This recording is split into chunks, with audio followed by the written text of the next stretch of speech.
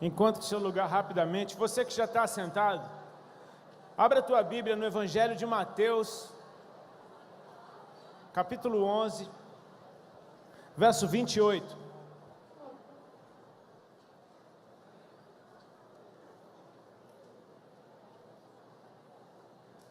Olha, tá no telão, nem precisa abrir sua Bíblia, só abra seus olhos e seus ouvidos. Esteja aberto, abra seu coração também. Amém? Essa é uma das passagens que eu mais gosto na Bíblia. É meio difícil você dizer isso, essa é a passagem que eu mais gosto.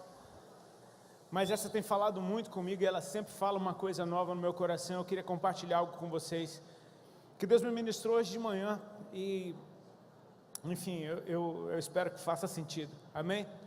Vamos ler juntos?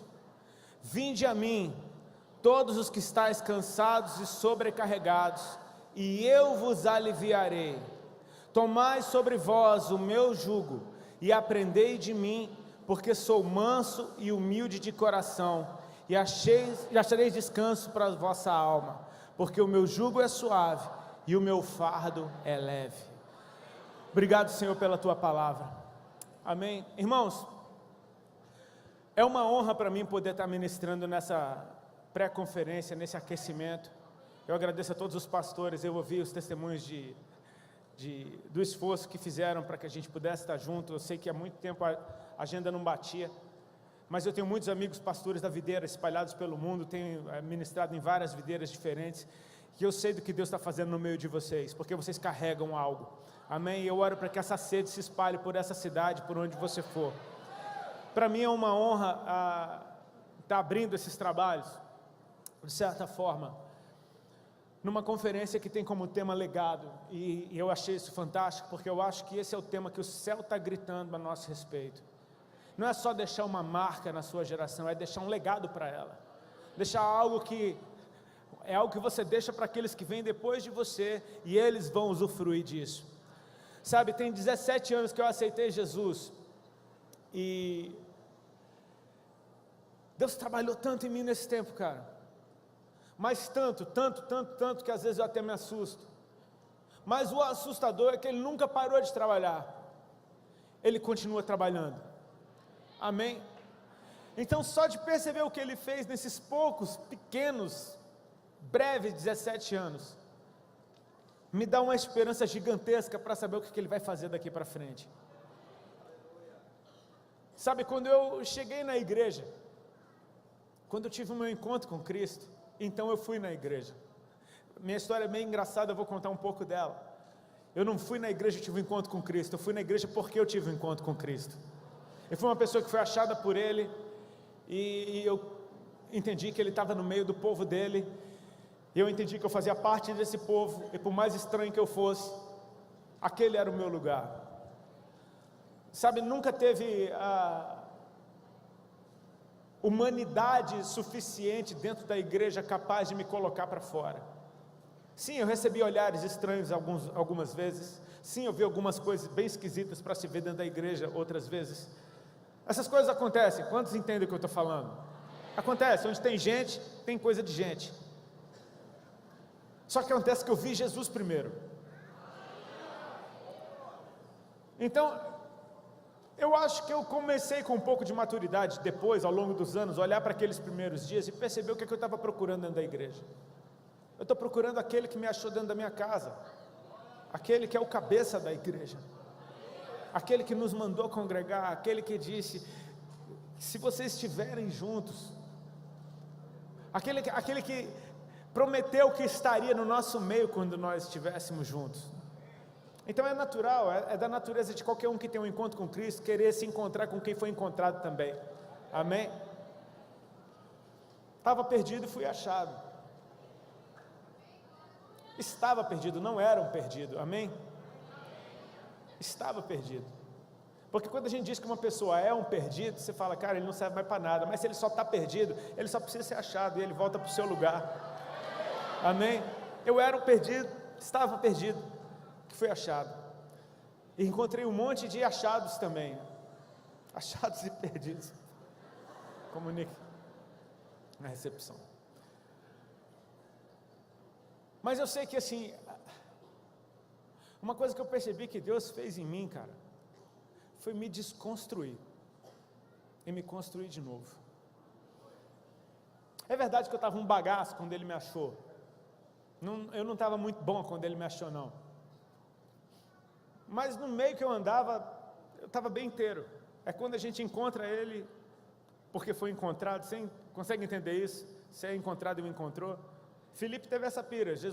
A Bíblia diz, Jesus encontrou Filipe. Filipe era da cidade tal, e então Jesus chega para Natanael e disse, encontramos o Messias. Não encontrou nada, foi Ele que te encontrou. Mas quando a gente é encontrado por Ele, a gente acha que o encontrou. Beleza, aí é massa isso. A gente nele, Ele na gente, a gente não sabe como é que é essa ordem. Com certeza começou nele. Mas nos primeiros dias a gente não sabe, a gente acha que a gente escolheu. E aí quando a gente entende que a gente foi escolhido, que Ele já está olhando para a gente há tanto tempo, isso é de queimar o coração. Sabe, nesses 17 anos, quando eu cheguei na igreja, eu comecei a falar com jovens como vocês, as mesmas carinhas, cara. E é natural perceber que aqueles jovens que eu encontrei há 17 anos atrás, hoje já não estão mais tão jovens assim. Somos todos jovens, amém? Velho é o cão, né? Mas Deus me deu a graça de poder estar, essa noite para mim é muito profética, de poder estar no mesmo lugar 15 anos depois e ver jovens com a mesma carinha daquelas carinhas que eu vi. Naquela época eu era um cara que acabei de chegar e, cara, foi isso que aconteceu comigo. Acabou de acontecer, aconteceu logo ali. Agora eu sou um tiozinho que acabou de chegar dizendo, cara, está acontecendo. Está acontecendo de novo e acontece todo dia. Amém? Mas tem algo que eu gostaria de passar para essa geração, porque quando a gente vai ficando um pouquinho mais velho, eu entendo que eu ainda não sou uma geração de pais, mas eu quero redimir a figura do irmão mais velho. Eu não quero ser o irmão mais velho que oprime o mais novo, muito pelo contrário, eu quero ser o irmão mais velho que vai ajudar o mais novo a conhecer melhor o pai. Sabe, tipo aquele irmão mais velho da parábola do filho pródigo, que ao invés de ficar fazendo bico do lado de fora, porque o mais novo entrou e ganhou uma festa, de falar, pai, o senhor está feliz? Se o senhor está feliz, eu estou feliz, então vamos andar todo mundo junto, de pegar esse pirralho pela mão e falar, cara, eu vou te ensinar a ser constante, a permanecer dentro da casa do meu pai, todos os dias, e você me ensina como é que é esses abraços e beijos no caminho, me ensina a respeito do que você está vivendo agora, porque isso é novo para mim. Sabe, esse texto que a gente leu, ele falou uma coisa muito linda comigo hoje, a respeito de quão forte é o nosso Senhor, porque Ele chama os cansados e sobrecarregados, e diz, vem para mim, aponta sua última energia para mim, e eu alivio você. Tipo, Ele tem força para me aliviar, Ele tem força para levar todas as minhas cargas, porque foi isso que Ele fez na cruz. Ele é forte demais, Ele é forte para ficar naquela cruz com poder para descer e dizer, não, eu vou ficar até morrer. E Ele é forte demais para morrer, e para na morte pegar a sua vida de volta. Ele é forte, o nosso Deus é forte demais, amém? Ele é muito forte, cara. Ele me alivia. E no momento que Ele me alivia, sabe o que Ele diz? Agora você é forte também. Então toma aqui o meu jugo em cima de você. Você vai ver como você aguenta carregar. Toma sobre vós o meu jugo. Logo depois de me aliviar, Senhor, para você ver como você está forte. Você não aguentava carregar o seu peso, mas agora eu coloco o meu jugo em cima de você, e você vai perceber que junto a mim, você é forte como eu sou. O jugo não é um lugar para um só, o jugo é lugar para dois trabalharem juntos. O Senhor não está jogando o jugo dele em você e dizendo, te vira que agora é contigo. Não, Ele está dizendo, tem um lugar para você aqui do meu lado. Toma o meu jugo, entra aqui do meu lado. Eu vou fazer toda a força, e você vai perceber como você é forte andando comigo. Agora é lindo isso, porque quando esse Deus lindo me chama para andar com Ele, Ele diz que nesse caminho eu vou aprender. Ele diz, aprendei de mim que sou manso e humilde de coração. Quantos gostariam de ter um mestre assim? Quem está no colégio, amaria ter um mestre assim, hein? Manso e humilde de coração. Mas o lindo é isso, Deus não está dizendo que Ele como mestre é manso e humilde de coração. Ele está dizendo que você andando com Ele, você vai aprender a aprender como Ele, manso e humilde de coração. Você vai andar com Ele, Ele vai te ensinar a ser manso e humilde de coração. Agora, o lindo é isso, para o mundo, mansidão e humildade são sinais de fraqueza. Se você é humilde, você é um fraco. Se você é manso, você é um fraco. Parece que é um palavrão chamar alguém, tu é manso demais, cara. Eu me lembro quando eu tinha banda de hardcore, os caras falam, a gente ia tirar foto para a banda, os caras falam, faz uma cara de atitude aí, mano, fica com essa cara de humilde. Não podia ficar com cara de humilde na foto. Parece que é um palavrão, ser manso e humilde, porque é sinal de fraqueza para o mundo. Olha como é lindo Jesus, Ele diz, vem para mim, usa a tua pequena força para vir até mim, porque eu sou forte o suficiente para te aliviar, e aí eu te faço forte junto comigo, e vou te ensinar a ser fraco. Porque só um fraco pode aprender a aprender. Foi isso que Ele começou a fazer em mim. Eu estava no auge da minha carreira, com uma banda que estava fazendo muito sucesso nos anos 90, fez muito sucesso nos anos 90, aquilo ali era ano 2000, e de repente, no auge da minha carreira, eu fui confrontado com a minha fraqueza, consequência dos meus atos, consequência de um estilo de vida que me destruía. Comecei a perceber que tinha um carocinho debaixo do meu braço. O tempo passava, apareceu outro debaixo do outro braço, apareceu na virilha. Eu comecei a perder peso, esses caroços iam se multiplicando, aumentando de tamanho. Nessa época, o amor da minha vida estava morando comigo. A gente era um casal bem doido, usuários de drogas, os dois, fazíamos as coisas do nosso jeito, estávamos sofrendo as consequências dessa escolha burra. Eu conheci a Ali quando ela tinha 15 anos de idade, em 94, me apaixonei por ela de cara, e em 2000 a gente se reencontrou, depois de algumas indas e vindas, e ela foi morar comigo em São Paulo. Naquele momento, quando ela foi morar comigo, foi uma explosão de alegria ao mesmo tempo e de dor, porque parece que a cereja do bolo tinha acontecido na minha vida e imediatamente esse bolo começou a desmoronar. Nosso relacionamento estava indo por água abaixo, e eu comecei a ter esses sintomas de quem está doente, comecei a perder muito peso. Agora você imagina, você ser filho de médicos, ouviu falar de doença a vida inteira, sabe que certos sintomas, quando juntos, são um sinal de algo muito grave acontecendo, e não fazer nada para resolver isso, porque existe uma mensagem dentro de você dizendo, não adianta fazer nada, você está perdido. E de começar a me comparar com outros vocalistas de banda, que tiveram histórias como a minha, morrer jovem, frutos de um estilo de vida desregrado. Não fui eu que inventei o sexo, drogas e rock and roll, era uma cultura que vinha sendo pregada, eu simplesmente aconteci nessa cultura e estava vivendo ela, e agora eu estava começando a sofrer as consequências. Nesse cenário de desespero, de angústia, de não saber para onde vai, parece que você está se afogando, cara. Parece que você está se afogando, afundando, se afogando, buscando por ar e não tem jeito, então você simplesmente se entrega, espera que aquilo acabe logo de uma vez, e foi isso que eu fiz. Eu falei, não vou fazer exame, não quero saber de nada, essa vida está bem difícil. Agora, no auge do meu sucesso, eu passando por tudo isso, no meu lugar secreto, no meu homem interior, requeria de mim uma força muito grande para mentir para as pessoas, para fingir que estava tudo bem, para subir num palco e ter um sorriso no rosto, para cantar com alegria, para convencer alguém de que aquilo era maneiro.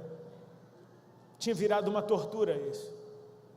Então meu relacionamento com a Ali, que já estava ruim, começou a ficar ainda pior, e foi nesse extremo, nessa ausência de força, nessa ausência de lugar algum para se agarrar, foi que ela começou a se render e a clamar por socorro. Foi aí que ela se lembrou do Deus que os pais dela serviram quando ela era criança. Foi aí que ela pensou, Jesus, Ele tem me chamado a vida inteira e eu sempre dizendo não, eu sempre fugindo. Ela entendeu que aquele era o tempo do clamor de verdade, não de um clamor religioso, mas de um clamor de desespero. Cara, eu vou te falar, nós sabemos que Ele é o Salvador do mundo, amém?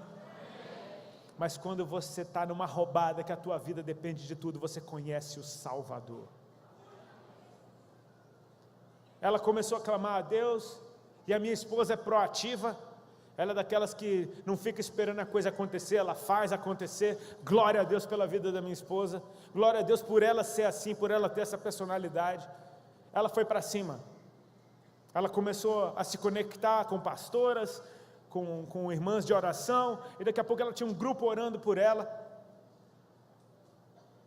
Eu comecei a perceber esse movimento, e ela começando a querer falar de Deus para mim, e querendo falar de igreja, tentando me convencer, e eu me tornei extremamente arredio quanto a isso, porque eu achava que aquela era uma desculpa esfarrapada, eu não acreditava em nada disso, eu tinha aversão a crente, a pastor, a Bíblia, a igreja, qualquer coisa desse jeito. Eu vim de uma cultura de contestação. Então para mim aquilo ali estava sendo tipo, tinha como ficar pior. A mulher virou crente e agora está louca. O que acontece é que ela não se deixou bater e continuou buscando, e continuou buscando, e continuou na busca dela. Sabe, de certa forma, toda vez que ela buscava Jesus, ela estava encontrando esse alívio que Ele prometeu. Com a pouca força que ela tinha, ela estava indo para cima dele, e Ele foi retirando as cargas, e parece que quanto mais eu pressionava ela, mais ela corria para Jesus, até que essas irmãs foram fazer reuniões de oração na minha casa, das quais eu fugia no começo, até um dia que eu esqueci que elas iam e fiquei, e no que eu fiquei, eu não tinha o que fazer, tive que participar da reunião. Olha aí, elas estão aí.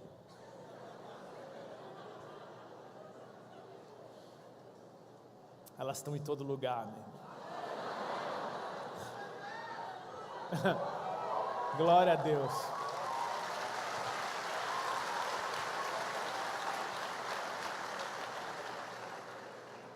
Eu participei dessa reunião e no final da reunião, depois delas orarem, sapatearem, correrem pela casa, gritando em línguas que eu não entendia, e eu morrendo de medo, elas me perguntaram, uma delas perguntou, você já aceitou Jesus? Eu estava morrendo de medo. Eu falei que sim. E aí a Ali disse que não. E aí a irmã falou, você quer? Eu falei que queria. Eu não queria, mas eu estava com medo. Sabe quando você se depara pela primeira vez com a presença de Deus, e você sente a sua força, o seu poder, e você entende, Ele é mais forte do que eu, não adianta eu resistir, não adianta eu resistir. Eu entreguei minha vida para Jesus desse jeito, nem fé eu tinha, eu não tinha força para ter fé, eu não tinha nada, eu não tinha esperança alguma em mim, ou que aquilo fosse resultar em alguma coisa. Então, se minha vida não vale nada, não custa nada eu entregar ela. É que a gente não sabe o valor que Ele nos deu. Ele nos deu valor, amém? Sabe, é como aquela bicicleta velha que o dono dela fala, eu cobro 20 pila nessa bicicleta aqui, vem um cara falando, não, mas eu quero pagar 20 mil. Você fala, mas não vale esses 20 pila. Mas eu estou dizendo que ela vale 20 mil. Ele dá valor, Ele dá o valor. E como Ele é Deus, Ele não simplesmente está chutando um valor alto em você, não, Ele está dando o valor que você tem, porque você saiu dEle, você foi eleito nele antes da fundação do mundo, você veio do próprio Deus, e Ele sabe o valor que Ele tem, então Ele sabe o valor que um filho dEle tem, então Ele chama isso à existência. Ele pegou minha vida, cara, a prova disso é que eu estou aqui. Eu podia terminar dizendo, Ele me pegou e eu estou aqui, mas houve algo que eu acho que é o mais precioso para eu falar nessa noite para vocês, principalmente os jovens. A gente vive num tempo de coisas muito aceleradas, tudo é para ontem, sucesso rápido, dinheiro rápido, reconhecimento rápido, unção rápida, tudo rápido, e eu não tenho nada contra isso, porque se tem unção é porque Deus deu, se tem graça é porque Deus deu, se está exaltado é porque Deus exaltou, eu não tenho crise com isso, mas existe algo que é o meu legado e eu queria passar para vocês, é aprender a respeitar processos, o processo do aprendizado, porque Jesus te pega fraco, e te coloca para andar com Ele, na força dEle. Ele diz que você está forte, mas Ele diz, você vai aprender de mim a ser fraco, para você crescer em maturidade.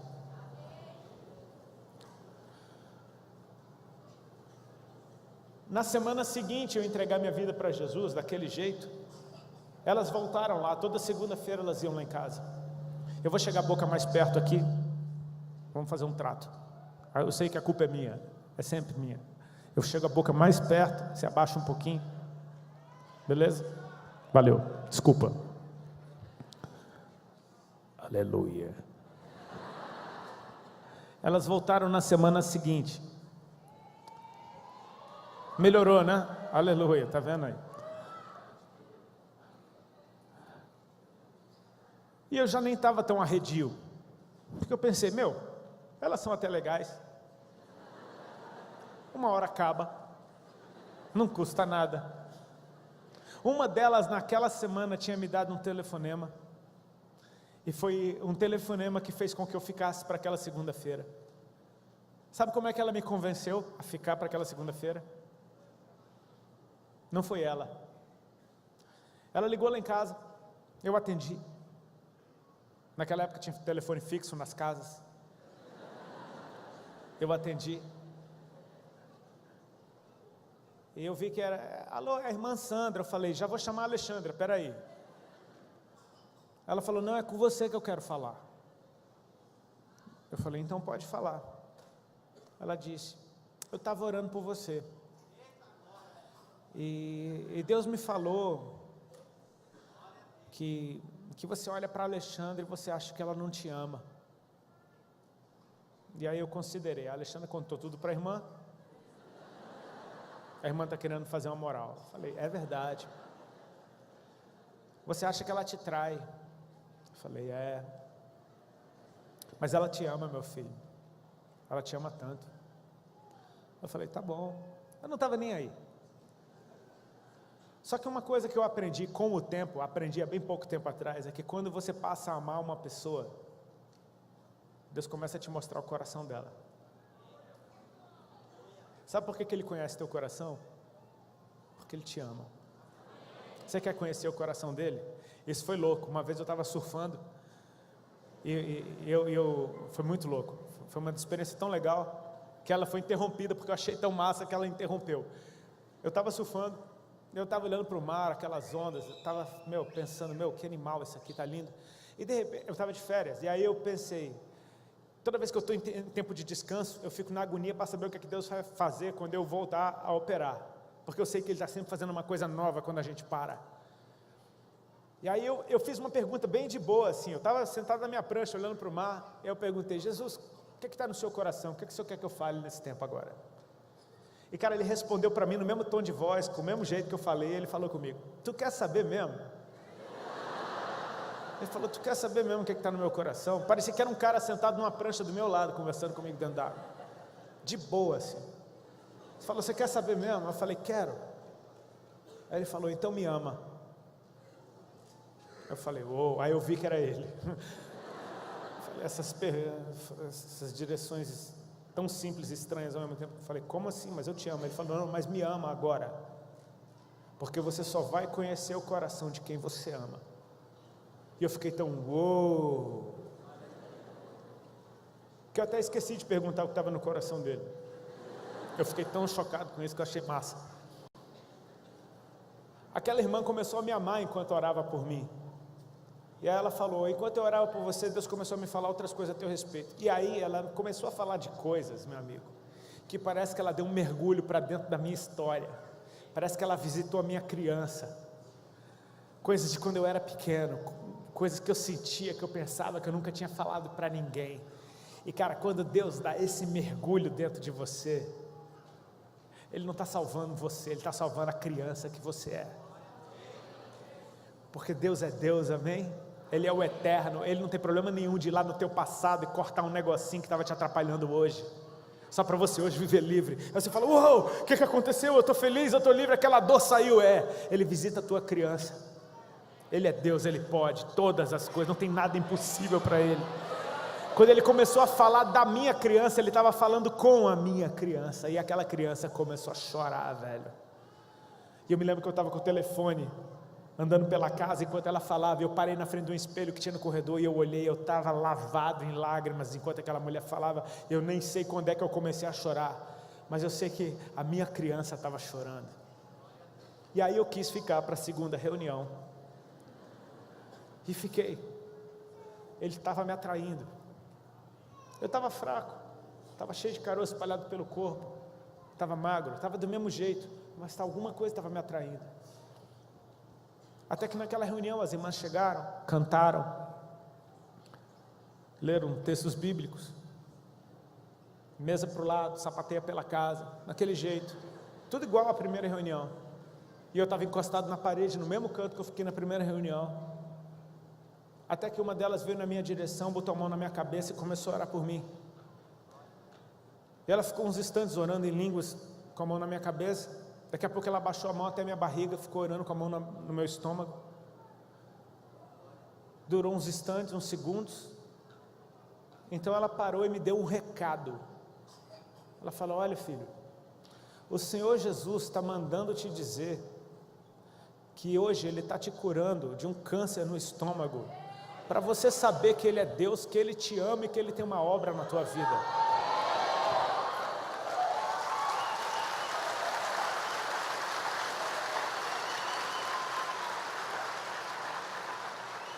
A gente não faz ideia do que Ele está fazendo quando a gente se rende. Eu estava ali quietinho, encostado na parede, eu nem sabia que eu estava sendo operado. Eu não fazia a menor ideia, cara. Eu só recebi a notícia, olha, o que saiu de você era um câncer. Quer dizer que agora eu estou vivo? Quer dizer que acabou a tristeza? Enquanto ela falava aquilo, eu comecei a ter uma enxurrada de pensamentos. E com o tempo eu aprendi que essa era a voz do Espírito Santo, porque uma das missões dele é nos lembrar de todas as coisas. Foi uma enxurrada, foi uma velocidade incrível. Ela falou câncer de estômago. Eu pensei, mas câncer de estômago? Mas eu só tenho 27 anos. Aí eu pensei, poxa, meu estômago realmente dói há uns 2 anos. Meu Deus, eu estou cheio de caroço espalhado pelo corpo há uns 8 meses. Meu Deus, eu estou perdendo peso o tempo inteiro. Meu avô morreu de câncer de estômago. Meu tio Assis morreu de câncer de estômago. Meu tio Edivaldo morreu de câncer de estômago. Eu falei, quem é essa mulher? Era só Deus me falando, sou eu que estou falando contigo. Naquela tarde meu estômago parou de doer. Aquilo foi a segunda-feira. Na quinta-feira eu tomei banho de manhã. Quando eu fui passar desodorante, que eu tinha que passar com muito cuidado por causa daquele monte de caroço. Quando eu fui passar, não tinha caroço algum. Eu comecei a apertar fundo e não encontrava mais nenhum. Você tem ideia, cara? Às vezes me dá uma raiva quando eu vejo alguém sendo curado e falando, pô, foi curado. Meu irmão, tu foi curado. Sabe, tipo assim, fui curado, eu não ouvi, agora eu estou ouvindo, pô, que legal. Que legal, meu irmão, tu era surdo. Sabe, se o cara levanta de uma cadeira de rodas, meu irmão vai ficar pulando uma semana. Aquele cara que era o paralítico que estava na porta do templo, quando foi curado por Pedro e João, entrou já pulando. E não parou de pular, deve estar pulando até hoje. Na glória.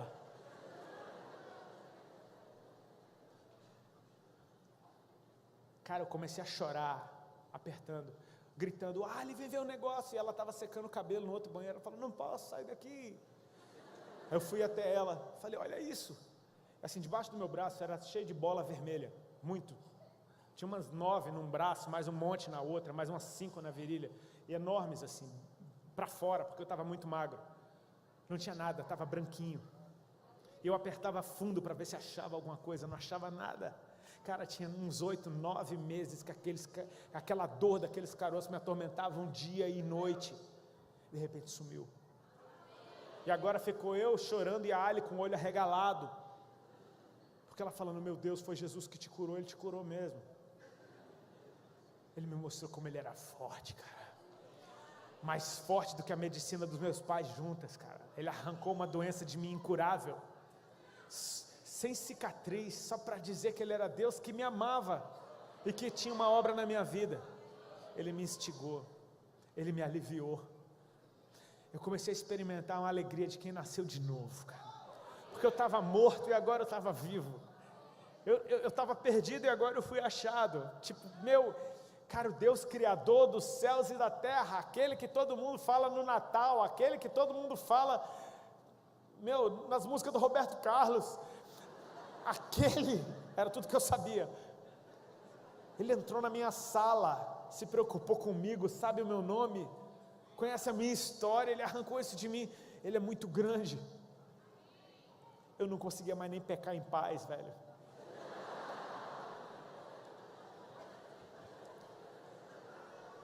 Muita gente fala, poxa, você mudou tão rápido. Eu falei, não, na real eu não fiz nada para mudar. O que eu fazia era tentar ficar igual. Eu tentei ficar igual muitas vezes. Eu tentei ficar fumando minha maconha. Daqui a pouco eu pensei, por que eu estou fumando isso, cara? E num dia, no meio do baseado, eu parei de fumar maconha. Um mês depois disso.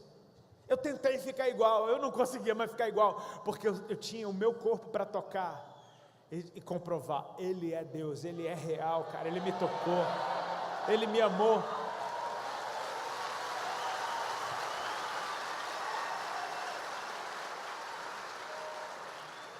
Eu fui ficando gordinho, cara, eu fiquei gordinho, eu ganhei 19 quilos.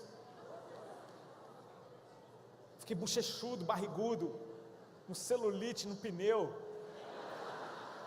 E eu estava amando isso, eu era o gordo mais feliz que tinha, cara. Eu falei, meu Deus, eu não sabia que era tão bom ficar gordo. Tudo era novo, eu falei, cara, tá demais isso daqui. Só que Ele me chamou para andar com Ele. E no jugo dele, não é você quem dá a direção. O jugo é dele. Ele está te chamando ali para andar com Ele, para aprender tudo com Ele. Então, quando Ele anda, você anda. Quando Ele para, você para. Se Ele vai ali, você vai. E até que a minha vida começou a conflitar com esse jugo. Eu percebi que eu tinha que tomar uma atitude na minha vida que não estava dando mais, porque eu não aguentava, durante a semana, estar mergulhado nas coisas de Deus, indo ao culto quase todo dia. E no fim de semana, voltar para a minha vida velha, para cumprir a agenda. Então eu falei, quer saber, cara? Feito um doido, eu saí da banda. Todo mundo me odiou, com toda razão. Não tira razão, não. Eu também me odiaria.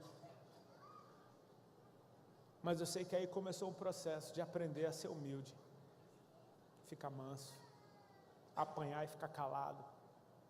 Eu me lembro que quando eu comecei a apanhar, não era tanto via internet naquela época, nem era tão popular assim, mas revistas, jornais, MTV.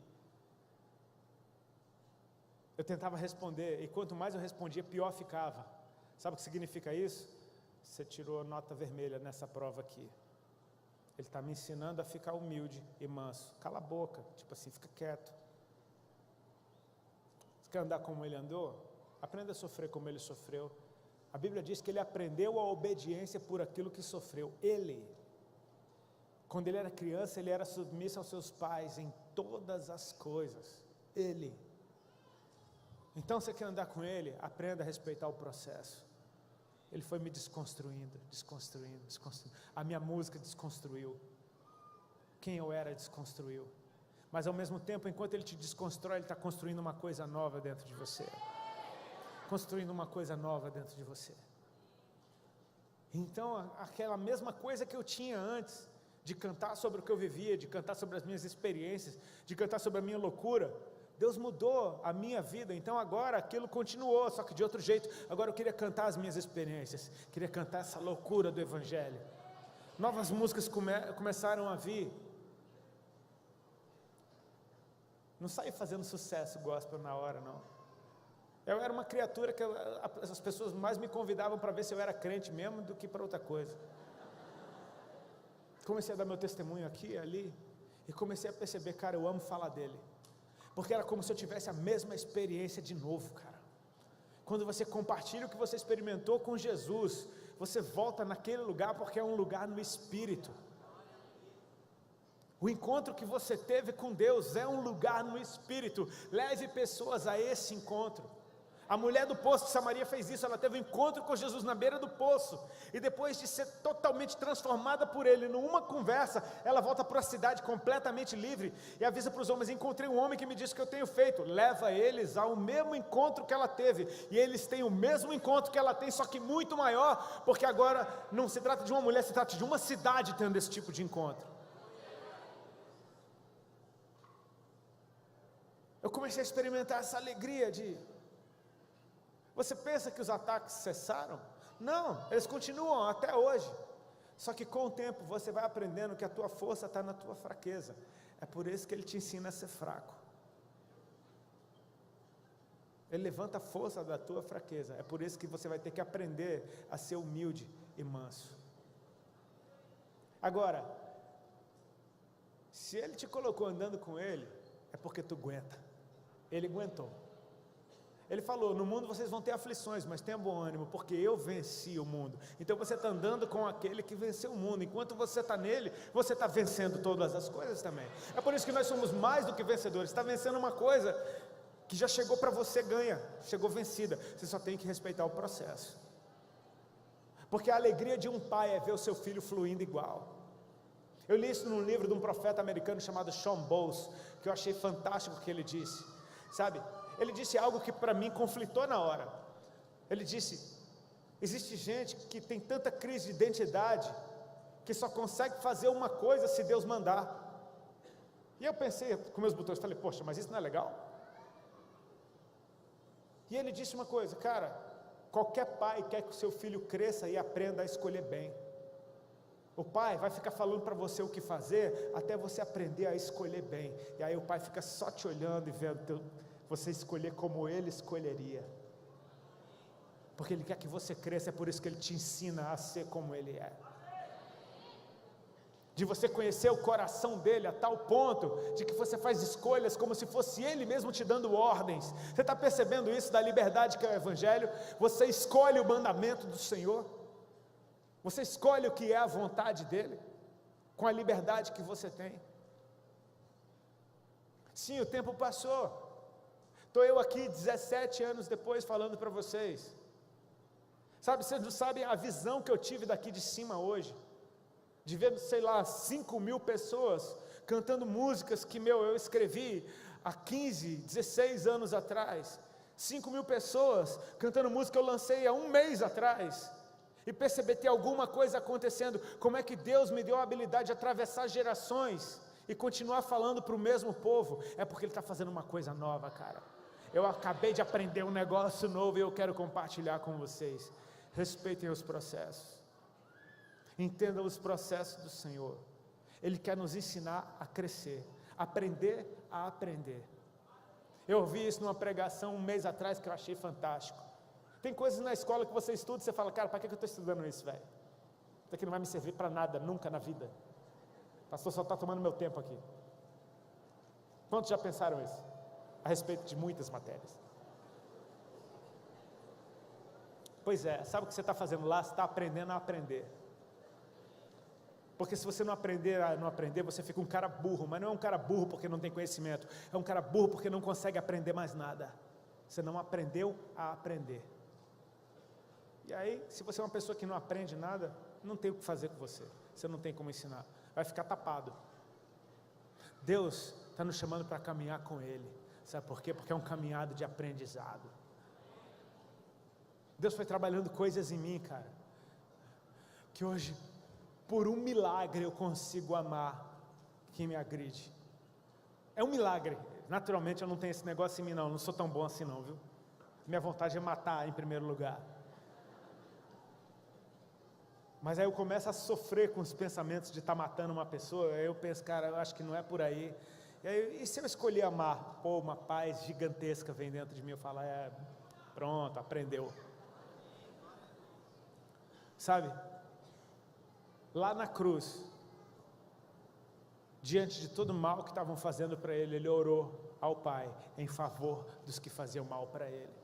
Ele disse: Pai, perdoa-os, porque eles não sabem o que eles estão fazendo. E essa misericórdia se estende para aqueles que estão na ignorância. Tem uma oração feita por Jesus que está ecoando pelos séculos dos séculos: perdoa-os, porque eles não sabem o que eles estão fazendo. Mas Ele nos trouxe até aqui nessa noite, meus irmãos, porque Ele está querendo falar alguma coisa ao nosso coração. E eu queria deixar esse legado. Se tem algum legado na minha vida, possa ser o do cara que no meio de uma geração que pega e larga as coisas com muita facilidade, eu consegui permanecer. Mas eu permaneci porque eu peguei o plano B e joguei no lixo. Eu peguei a chave da porta de saída e joguei no mar. Não tem volta. Para onde eu irei se só tu tens as palavras de vida eterna? Hoje eu entendo o que Pedro falou. Não tem volta.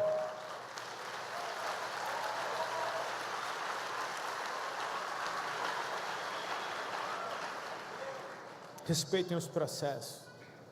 Vocês fazem parte de uma geração que Deus levantou. Deus resplandeceu a luz dele sobre vocês e brilhou isso, e é dele. E tem um monte de gente que está ralando há um século e não tem o que vocês já têm, e vai ficar bravo à toa, porque é Deus que está fazendo. Mas Ele está te chamando para andar com Ele, e talvez seja mais difícil para vocês, porque vocês foram chamados para caminhar com o Senhor, com uma luz mostrando vocês para todo mundo. Então vocês vão aprender na frente de todo mundo, entendeu? Vocês são uma geração que já brilha, que já tem voz, que já tem relevância, que já tem influência, mas vocês vão ter que aprender na frente de todo mundo a ser fraco, porque são fortes. Você consegue entender essa loucura? Tem um pastor amigo meu lá de Joinville chamado Lipão, eu acho ele fantástico. Ele disse algo que eu achei muito lindo esses dias. Cara, quando Jesus diz: se alguém bater na tua face, dá a outra face, Ele está falando para você dar uma de fraco. Na verdade você é forte, porque você aguenta 2 tapas. É como se você estivesse brincando de lutinha com uma criança. Ela te acertou e você fala: ai, ai, ai, ai, ai, ai, meu Deus, fiquei torto. Ele diz para você: se alguém te mandar andar 1 milha, anda 2. Sabe por quê? Porque tu é forte, tu aguenta. Então se faz de fraco, porque esse é o sinal da tua verdadeira força. Aprenda a ser fraco, aprenda a suportar as dores, a suportar as afrontas, a suportar as zombarias, a suportar a opressão, a piada dos seus amigos. Aprenda a suportar aquele namoro terminando, aprenda a suportar os amigos te deixando só, aprenda a suportar tudo isso. Sabe por quê? Porque essa é a escola do Senhor, você está andando com Ele. É questão de tempo que você vai ser um forte, que vai chamar para eles: ei, vem comigo, eu conheço um que alivia esse peso que você carrega. Quando eles estiverem fortes, quando estiverem resistindo esse tempo todo, cara, esse cara apanhou esse tempo inteiro e ainda está vivo.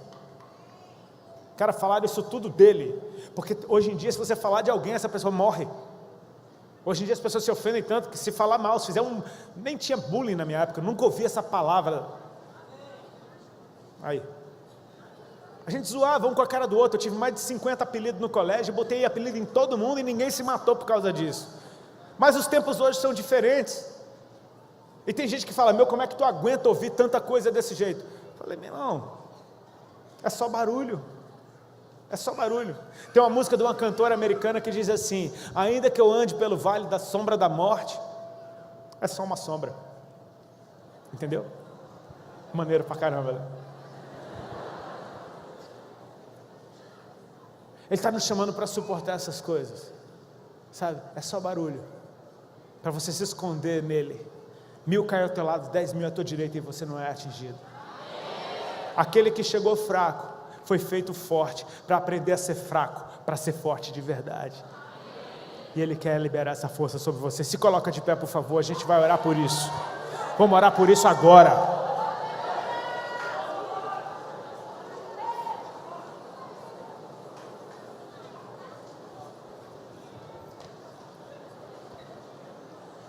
Preste atenção aqui comigo, me perdoem porque a hora avançou um pouquinho, avançou um monte. Essa hora tem muita pressa, cara, ela é apressada demais.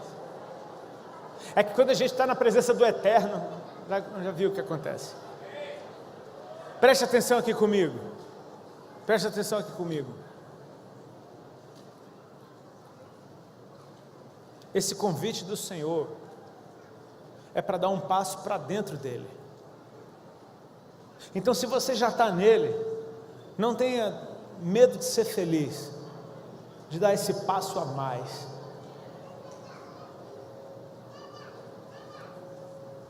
Nós fazemos parte de uma geração que educa os filhos para que eles não sofram nada, então eles ficam crianções para sempre. Os mais antigos, quando o menino tinha 10, 11 anos, já botava para trabalhar, que é para aprender a ser homem. Meninas não tem tanto esse problema, que as meninas já nascem mulher. Elas brincam de boneca, brother. Boneca nada mais é do que eu sou uma mãezinha. Menino não brinca disso, menino brinca de bola, skate, fica bobo por muito tempo. As meninas são mais maduras. Mas a gente faz parte de uma geração que foge de qualquer forma de sofrimento. Pare de sofrer agora. Meu irmão, então você está lascado, não vai aprender nada. Ele aprendeu a obediência por aquilo que sofreu. Eu quero te dizer, dar uma boa notícia que a Bíblia já tinha dito: vós, jovens, eu vos escrevo porque sois fortes e já vencestes o maligno. Deixa eu te falar, vocês têm força para aguentar o que vier sobre vocês. Vocês têm força para aguentar o que vier sobre vocês. Me ofenderam na igreja, não volto mais.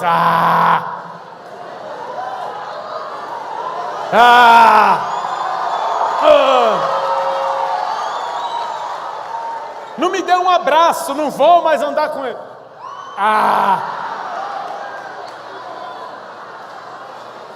Mano, eu já vou orar, mas essa eu tenho que falar. Deixa eu falar só uma aqui. Tem gente que se ofende por qualquer coisa e vai embora. Jesus pergunta para os discípulos quem o povo diz que ele é. E os discípulos falam, uns dizem que é João Batista, outros dizem que é Elias, ou o profeta. Jesus fala, quem vocês dizem que eu sou? Vem Pedro, iluminado pela revelação. Tu és o Cristo, Filho do Deus vivo. Uou! Aí Jesus diz que Pedro é casca grossa. Ele fala, Simão, filho de Barjonas, tu és bem-aventurado, porque não foi carne nem sangue que te revelou, mas o meu Pai que está nos céus. Por isso eu te digo que tu és Pedro.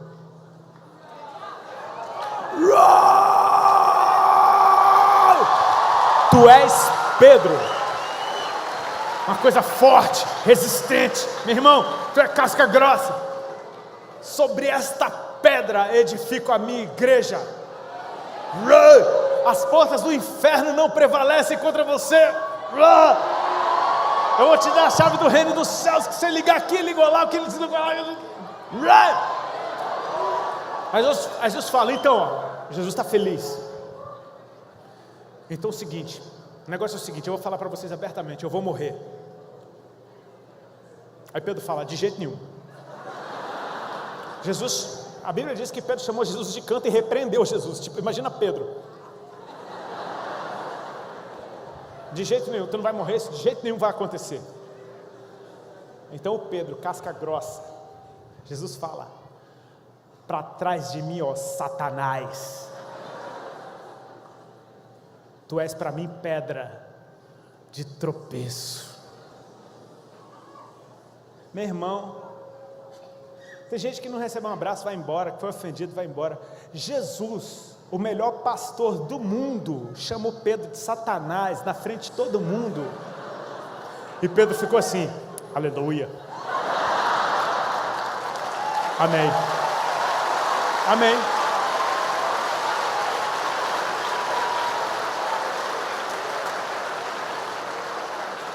Você tem força para aguentar o que for.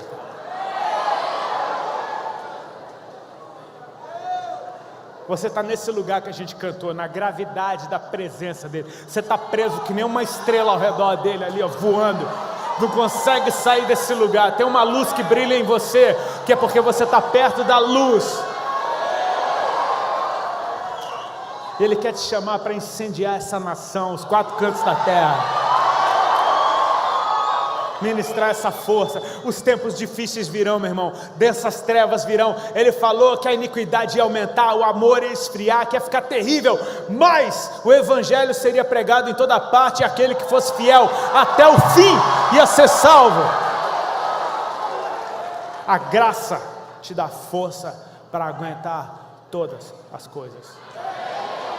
A misericórdia pegou a tua dívida no banco e deixou ela zerada, você não deve mais nada. A graça botou uma grana lá para você fazer o que você tem que fazer. Você é forte. Coloca a mão no teu coração, fecha os teus olhos, deixa eu orar por você de uma vez. Pai, eu te agradeço por esse povo que o Senhor reuniu aqui. Eu te agradeço por essa sede constrangedora, Senhor. Por essa noite linda que nos surpreendeu. Pai, eu te agradeço porque os teus filhos e filhas estão aqui diante da tua presença e eles querem, Senhor, ser esses heróis da fé que vão deixar um legado para a próxima geração. Eu ministro sobre eles o que o Senhor colocou sobre mim, Senhor. Eu ministro sobre eles a habilidade que o Senhor me deu de aprender a suportar essas pequenas dores que eu sofri, mas permanecer em Ti. Pai, eu oro para que eles sejam 100 vezes mais fortes.